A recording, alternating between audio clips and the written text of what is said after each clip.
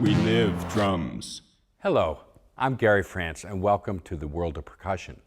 Today's lecture is about the timpani, often called in German Pauken, the kettle drums. The timpani are a family of percussion that have been around for centuries, really.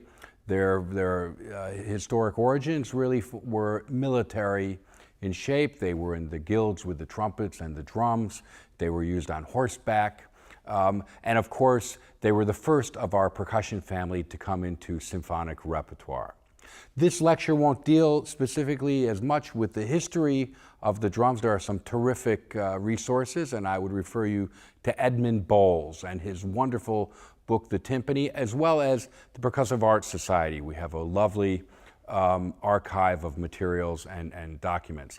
But today, specifically, we're going to talk about this family and what you need to know about timpani as an orchestral conductor, as a band director, and as a general percussionist.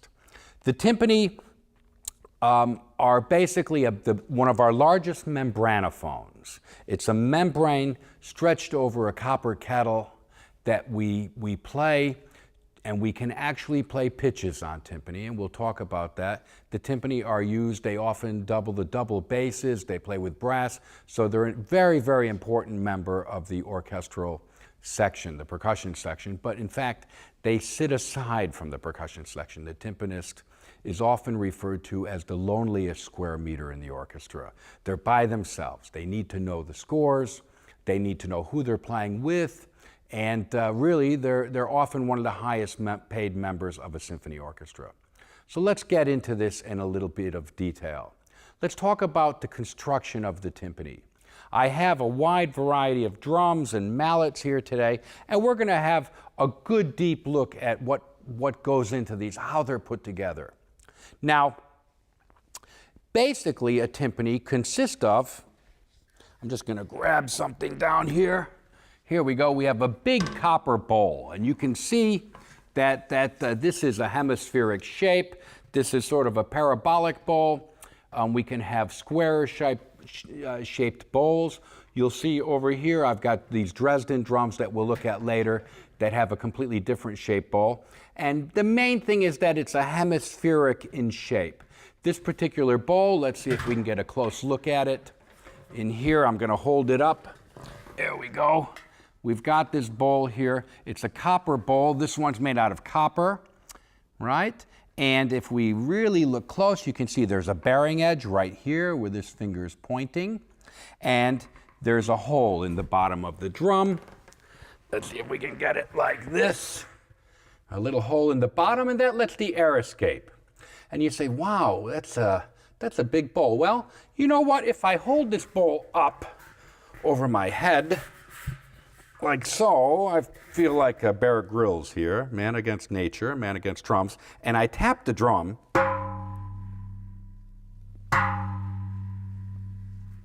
It rings like a bell. In fact, it looks a little bit like a bell, doesn't it?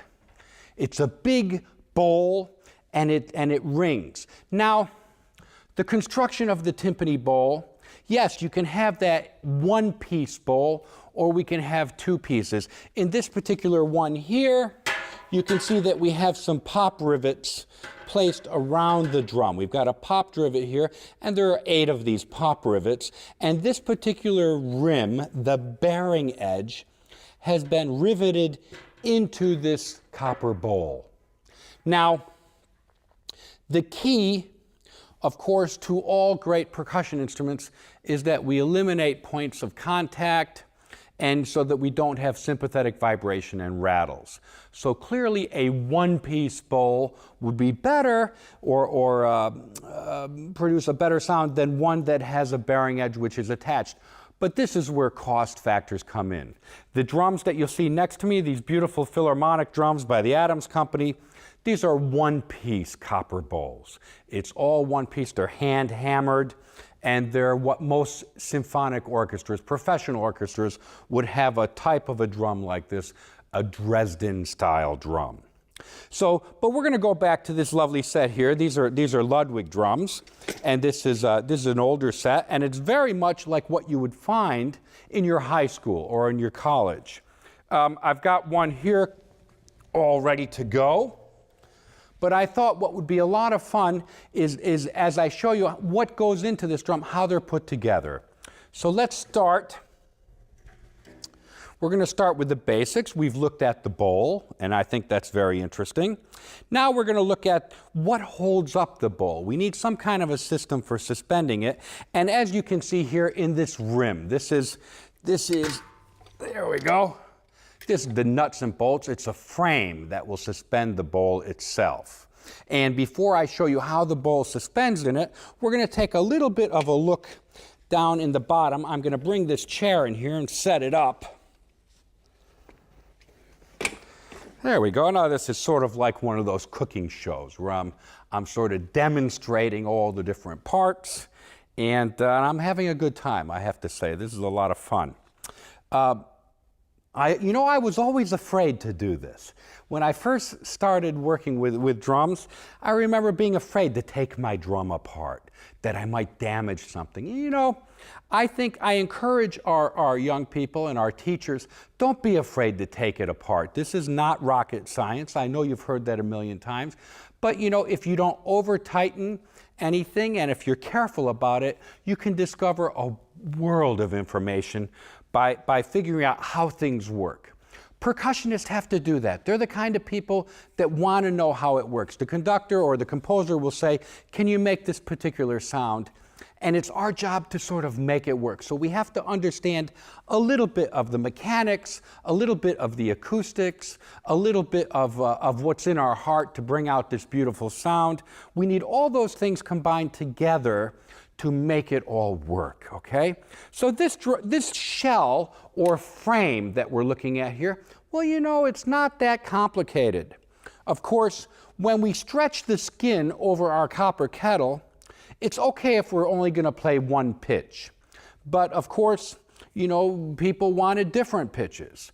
They wanted so and do, whether you're in the key of A or D or G or C. You had to be able to produce a pair of so and do, like C and G, or F and C, or G and D, right? Depending on which key you're in. So we developed different methods of tuning. Our earlier drums, and I'm sorry I don't have an example of one of these today, but it's like our bass drum with the T-lugs that you would tune around the drum. You'd have your bowl set with a series of 8 or 10 lugs around the drum that were on T-handles. So for example, in a Haydn symphony, if the first movement was F on the low F on the bottom and a B flat on top, and in the second movement you had to have F and C, in the break you'd be tuning the drum, tightening up all of the different lugs to get a C natural. And of course this takes a lot of time, a lot of energy, and I think that, you know, of course with the development of the industrial era, in the late 1800s, people started thinking about more mechanisms, ways of tuning the drum. And of course, naturally, we came up with the idea of using our foot, some kind of a pedal, to change the timpani tuning. Okay, so there are two types of methods of tuning. Number one is the dynamic action, and the other is the balanced action. And I will explain this a little bit for you. The dynamic action is what is in something like these beautiful Adams drums. And the dynamic action, let's see, it's, well, we'll get a close-up of that in a second here. The dynamic action actually uses the tension of the skin to determine how hard you push the pedal. Whereas the balanced action, there's a spring inside of our frame here. You can see this knob that I can turn. This spring applies reverse pressure to the pedal and thus makes it an even push of the pedal. Now, what I'll do is we will demonstrate that dynamic action for you. I'd like you to see how that works. I think it's very interesting. And we'll just, I'll just slide this apparatus out of the way for a second It's no problem because I think we're pretty well set to go here. And I think we can get a nice view of this action right here. So let's just slide a few things out of the way. Here we go. Fantastic. I've got a fantastic video team, an audio team working with me, and the guys are great. And so they're flexible, so I think this works really well. Now let's have a look at this. If we can get down inside there, we see, of course, on the top we have a skin, we have a rim. We'll look at those parts. We have these long rods, these tension rods that go down into something that looks like a spider array, and it holds all of those tension rods. What happens is when I put my foot in the stirrup, you'll notice a series of cams and levers engage. And from the center of our spider down here, it pulls down. It pulls down on our 8 tension lugs, and they equally pull up on the skin so that almost an octave.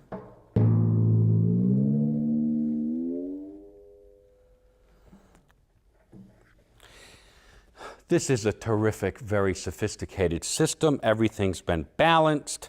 And, but your tension, the tension that I feel on this foot, on this lever here, that tension that I can feel as I push down comes from the tension on the skin. I also have on this drum a fine tuning rod right here, sometimes called a main screw. This is, allows me to do a manual tune, but a finer tune than you can with your foot. So,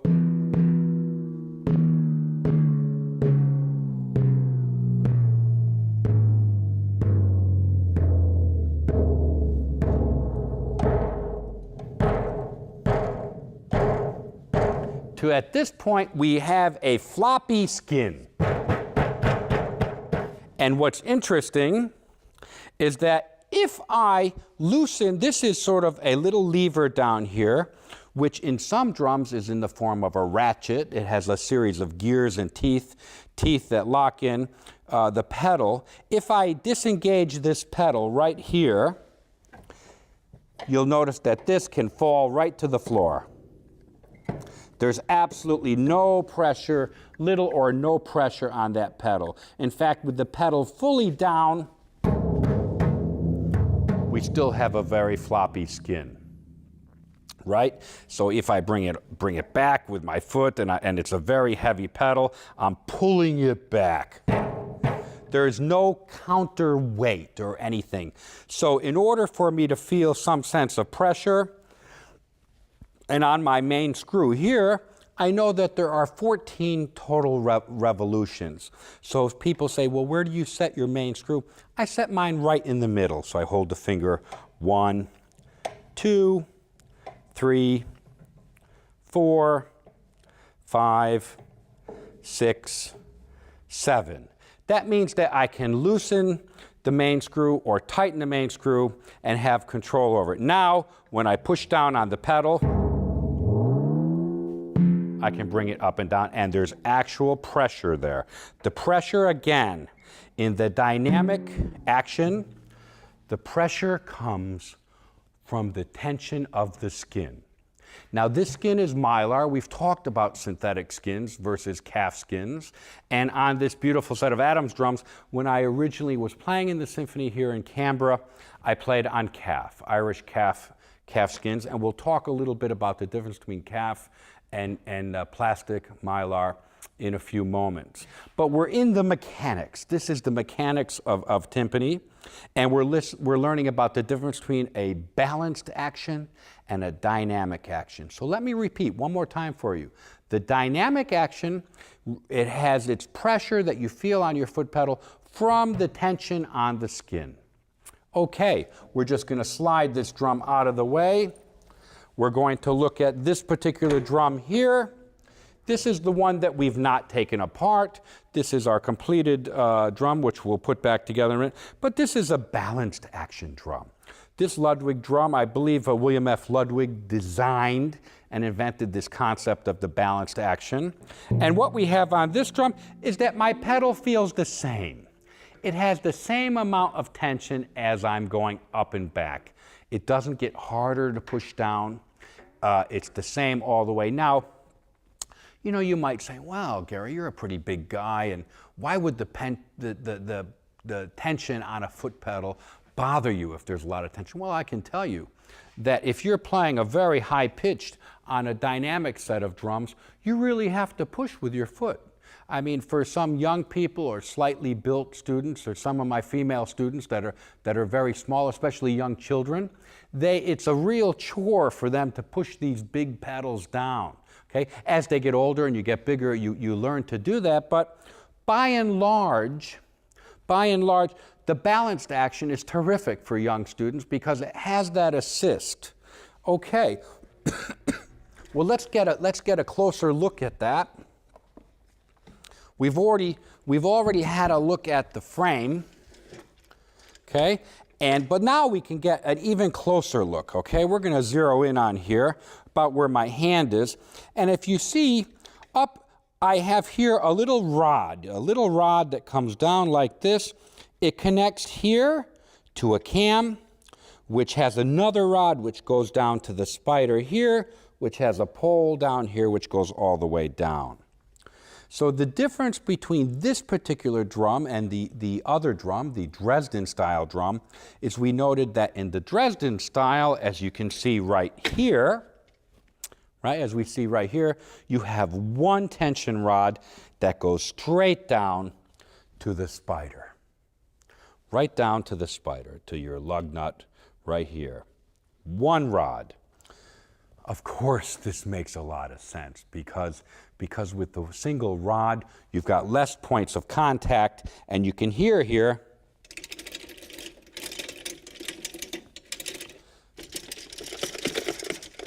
lots of potential for rattles.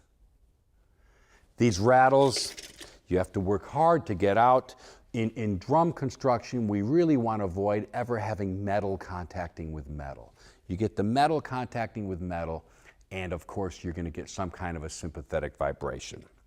Nonetheless, you can produce some beautiful music on these drums, and most schools have this style of drumming. Now, underneath of drums, you can see that on this pedal, as it's a balanced action, when I let go, it snaps right down, right? And you have to be careful about this because one time I saw someone do this. They loosened all the screws around the drum.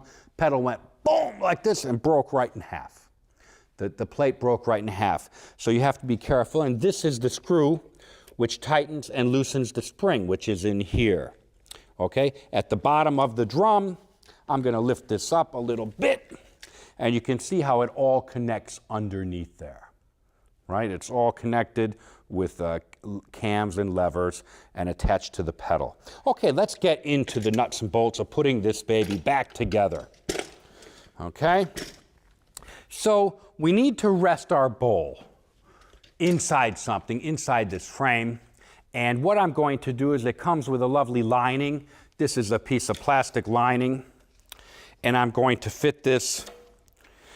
This is inherent in the frame. And we're going to put this in around the frame.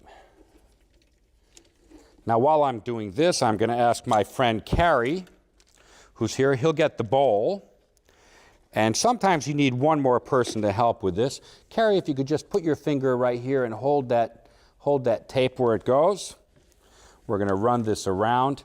It's not really tape. It's really a piece of plastic molding. And when you put this on your drum, you might think of maybe putting a little bit of tape, or in Australia we call it sticky tape in there.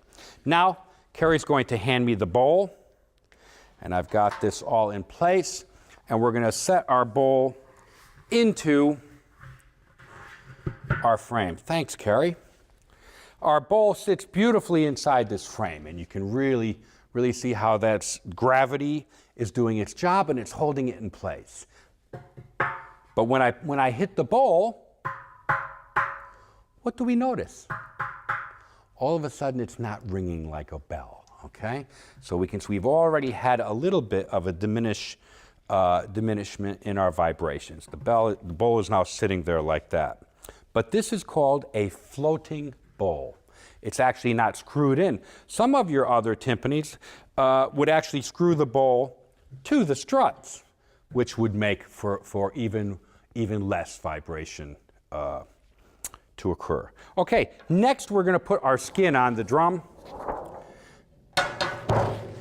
And if we get a real close-up on this skin has been on the drum for a while, and you see right where my finger is, it has taken a shape. It has an edge here where the bearing edge of the drum has sort of made an indent. And it's important to always get, when you're putting these back together, to get everything exactly where it was. So if you have to take the drum apart and change the head, what I do is I mark my bowl with a pencil or with a whiteboard marker, and I usually have directly across from the pedal is where I'll put the insignia of whoever manufactured the skin, right? So I have whiteboard marks. I have little marks with a pen that like a marker that show me exactly where everything was. So when we put the drum back together, it's exactly as was. If you take a look at the inside of our rim here, now this is a kettle drum rim, timpani rim, and if we look closely at some of the parts here, we'll see, I'm going to hold it up here, we've got some holes right here where the lug can go through. We noticed that these are pop riveted on in here, the little lug holders, and that underneath we've lined this rim with some felt, or sometimes it's called moleskin. It has a sticky thing that you can get, moleskin that goes, people use it for their shoes, but it's a bit of sticky felt. And this side is dry, of course, it just adheres to the inside of the rim. The next thing we're going to do is I've marked this so that it's going exactly to where it was. We set our rim on our drum so that it lines up with where the lugs will go through, the tension rods will go through into the lugs and hold it. Now, then we begin the process of dropping back in our tension rods, like so.